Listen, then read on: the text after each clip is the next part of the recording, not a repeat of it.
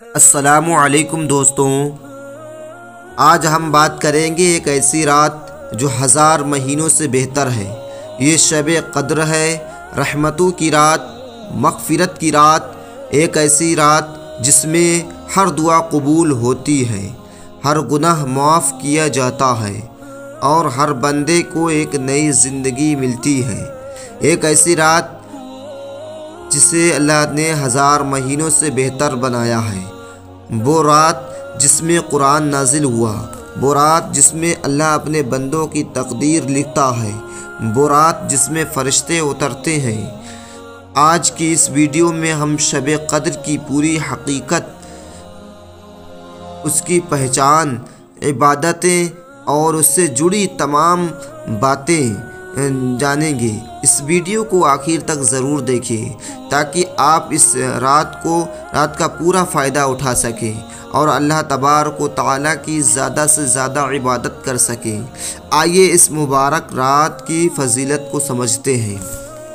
حضرت محمد مصطفیٰ صلی اللہ تعالیٰ علیہ وآلہ وسلم اور ان کی امت کو شب قدر کس وجہ سے عطا کی گئی ہے؟ شب قدر میں آسمانوں سے فرشتے کیوں نازل ہوتے ہیں اور اللہ تبارک و تعالیٰ نے شب قدر کو ہم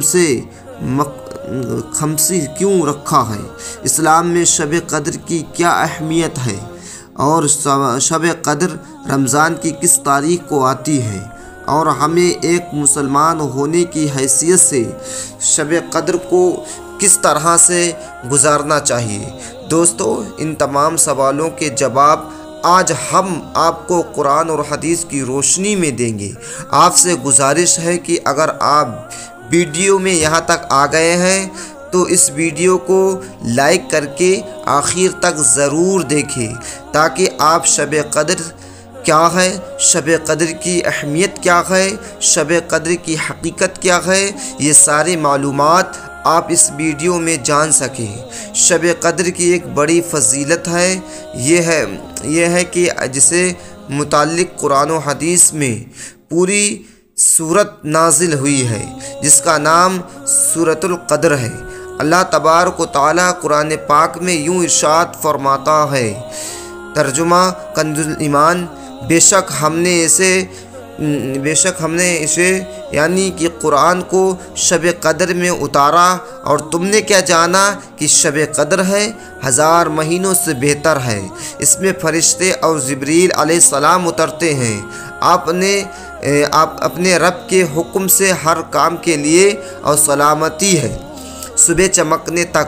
دوستوں، اس صورت سے معلوم ہوا ہے کہ شب قدر ایک ایسی بابرکت اور عظمت بزرگی والی رات ہے جو ہزار مہینوں سے بہتر ہے۔ اسی رات میں قرآن مجید لوح محفوظ سے آسمانی دنیا پر نازل ہوا۔ اسی رات میں فرشتے اور جبریل علیہ السلام زمین پر اترتے ہیں۔ اسی رات میں صبح طلوع ہونے تک خیر و برکت نازل ہوتی ہے اور یہ رات سلامتی ہی سلامتی ہے۔ میرے پیارے دوستوں، حضرت امام مالک رضی اللہ تعالی عنہ فرماتے ہیں کہ حضور نبی کریم صلی اللہ علیہ وسلم نے جب پہلے امتوں کے لوگوں کی عمر پر توجہ فرمائی تو آپ صلی اللہ تعالی علیہ وسلم کو اپنی امت کے لوگوں کی عمریں کم معلوم ہوئی تو آپ صلی اللہ علیہ وسلم نے یہ خیال فرمایا کہ جب پہلے کے لوگوں کے مقابلے میں ان کی عمر کم ہے تو ان کی نیکی بھی کم ہوگی۔ اس پر اللہ تبارک و تعالیٰ نے آپ صلی اللہ علیہ وسلم کو شب قدر عطا فرمائی جو ہزار مہینوں سے بہتر ہے۔ حضرت مجاہد رضی اللہ تعالی عنہ فرماتے ہیں کہ نبی کریم صلی اللہ علیہ وسلم نے بنی اسرائیل کے ایک نیک شخص کا ذکر فرمایا جس نے ہزار مہینے تک راہ خدا میں جہاد کے لیے ہتھیار اٹھا رکھا تھے۔ صحابہ کرام کو اس پر تعجب ہوا تو اللہ تبارک و تعالیٰ نے یہ صورت نازل فرمائی، ایک رات یعنی کہ شب قدر کی عبادت کو اس مجاہد کی ہزار مہینوں کی عبادت سے بہتر قرار دیا ہے اور اسی مقدس اور مبارک رات کا نام لیلۃ القدر رکھے جانے کی چند حکمتیں ہیں۔ علماء کرام فرماتے ہیں کہ شب قدر کی ایک معنی مرتبے یہ ہیں کہ اس بنا پر کہ کہا جا سکتا ہے کہ اس رات کی عظمت، بزرگی اور اعلیٰ مرتبے کی وجہ سے نام لیلۃ القدر یعنی کہ مرتبے والی رات رکھ گیا ہے۔ اس رات میں عبادت کا مرتبہ بھی بہت اعلیٰ ہے۔ جو کوئی اس رات میں عبادت کرتا ہے وہ بارگاہ الہی میں قدر منزلت والا ہو جاتا ہے۔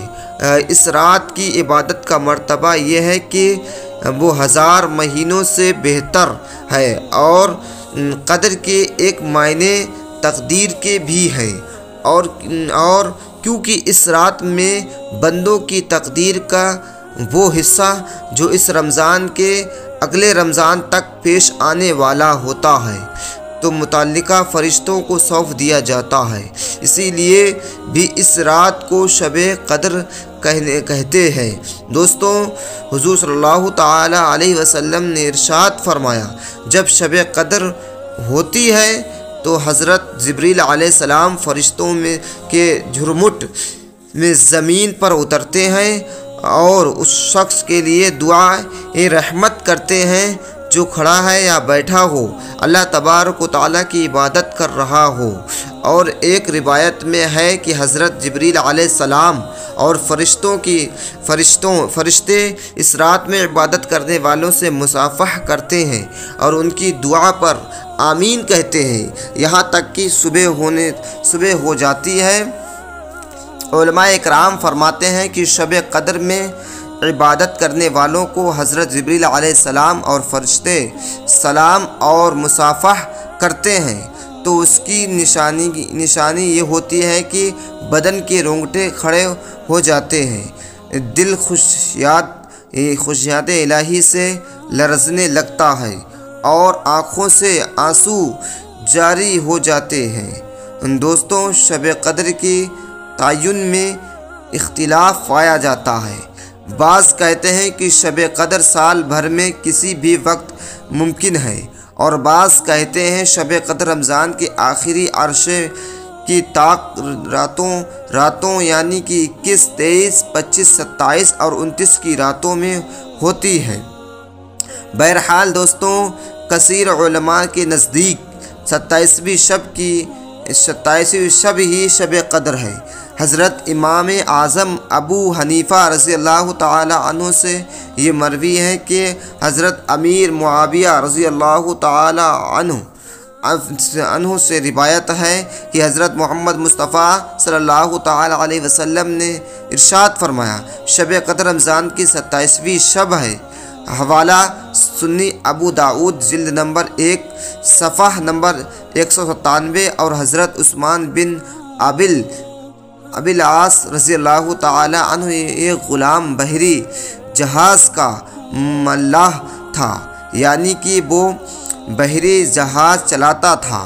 وہ ان سے کہنے لگا، ایک چیز میرے تجربے میں بہت عجیب ہے، وہ کہ یہ کہ سال میں ایک رات سمندر کا کھارا پانی میٹھا ہو جاتا ہے۔ تو آپ رضی اللہ تعالی عنہ نے فرمایا، جب وہ رات آئے تو مجھے ضرور بتانا۔ رمضان کی 27ویں شب کو کہنے سے اس نے کہا، یہ وہی رات ہے کہ پہلے تو ہماری کوشش ہونی چاہیے کہ ہم ماہ رمضان کی تمام راتوں کے آخری حصے میں شوق اور ذوق کے ساتھ اللہ تبارک و تعالیٰ کی عبادت کریں اور خوب دعا مانگیں۔ ہم کم سے کم نماز تہجد پوری مہینے ضرور ادا کریں، پھر کوشش کریں کہ آخری عشرہ کی تمام راتوں کو عبادت الہی میں گزاریں اور شب قدر کو تلاش کریں، یعنی نہیں تو کم سے کم 27ویں شب کو تو ضرور تمام رات اللہ تبارک و تعالیٰ کی عبادت اور دعا میں مصروف رہیں۔ اللہ تبارک و تعالیٰ ہم سب کو شب قدر کی برکتیں نصیب فرمائے، آمین۔ میرے پیارے دوستوں، لوگوں اکثر یہ سوال پوچھتے ہیں کہ شب قدر کو مخفی رکھنے میں کیا حکمتیں ہیں۔ علماء کرام کا اس حوالے سے کہنا ہے، اگر شب قدر کو ظاہر کر دیا جاتا تو کم ہمت لوگ صرف اسی رات کی عبادت پر اتفاق کر لیتے اور دوسری راتوں میں عبادت کا اہمیت نہ کرتے۔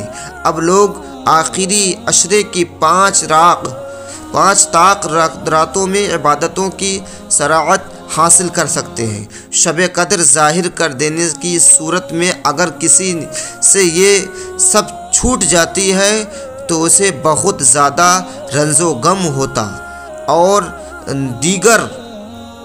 دیگر تو اس سے بہت زیادہ غم ہوتا۔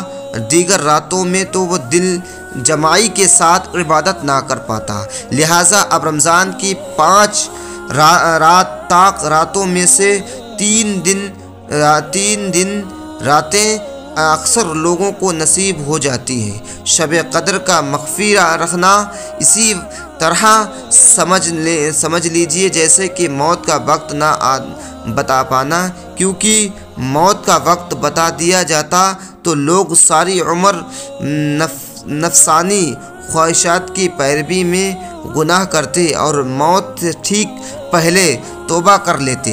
اسی لیے موت کا وقت مخفی رکھا گیا تاکہ انسان کا ہر لمحہ موت کا خوف کرے اور ہر وقت گناہوں سے دور رہے اور نیکی میں مصروف رہے۔ اسی طرح آخری عشرے کی ہر طاق میں بندوں کو یہی سوچ کر عبادت کرنی چاہیے کہ شاید یہی شب قدر ہے۔ اسی طرح شب قدر کی برکت والی 5 راتیں عبادت الہی میں گزرنے کی نصیب ہوتی ہے۔ اللہ تبارک و تعالیٰ کے ہر کام کی حکمت ہوتی ہے۔ یہ الگ بات ہے کہ ہمیں اس کا علم ہو یا نہ ہو، لیکن اللہ تبارک و تعالیٰ کا کوئی بھی کام حکمت سے خالی نہیں ہوتا ہے۔ اسلام میں شب قدر کی بہت اہمیت ہے۔ حضرت محمد مصطفیٰ صلی اللہ علیہ وسلم نے ارشاد فرمایا کہ رمضان میں ایک رات ایسی ہے جو 1000 مہینوں سے افضل ہے۔ جو اس رات سے محروم رہا وہ ساری خیر سے محروم رہا۔ حضور نبی کریم صلی اللہ علیہ وسلم نے ارشاد فرمایا، جو شب قدر میں ایمان اور اخلاق کے ساتھ عبادت کرتا ہے اس کے تمام پچھلے گناہ معاف کر دیے جاتے ہیں۔ حضرت محمد مصطفیٰ صلی اللہ علیہ وسلم کا ماہ رمضان میں یہ معلوم تھا کہ رمضان کا آخری عشرہ تو آپ صلی اللہ علیہ وسلم عبادت میں اس قدر مشقت فرما دیے جو دیگر ایام نہ کرتے ہیں۔ دوستوں ذرا غور فرمائیے، جب اللہ کے رسول حضرت محمد مصطفیٰ صلی اللہ علیہ وسلم نے آخری عشرے میں عبادت کے مشقت اٹھاتے تھے جس کے صدقے طفیل ہم گناہوں کی بخشش ہو جاتی، ہم اور آپ آخری عشرے میں اللہ تبارک و تعالیٰ کی رضا کے لیے اپنے آقا حضرت محمد مصطفیٰ صلی اللہ علیہ وسلم کی سنت کیوں نہ ادا کریں۔ اللہ تبارک و تعالیٰ دعا ہے کہ ہم سب کو زیادہ سے زیادہ عمل کرنے کی توفیق عطا فرمائے، آمین۔ کمنٹ باکس میں آمین ضرور لکھیے اور شب قدر کی رات میں زیادہ سے زیادہ نیکیاں کرنے کی توفیق عطا فرمائے، آمین۔ دوستو میری آپ لوگوں سے گزارش ہے کہ ویڈیو کو بنانے میں بہت زیادہ محنت لگتی ہے، اسی لیے ویڈیو کو لائک کرتے کے چینل کو سبسکرائب کر کے بیل آئیکن پریس کر لیں اور اس ویڈیو کو اپنے قریبی دوستوں اور رشتہ داروں میں ضرور شیئر کریں۔ ملتے ہیں ایک اور نئی ویڈیو کے ساتھ، اللہ حافظ۔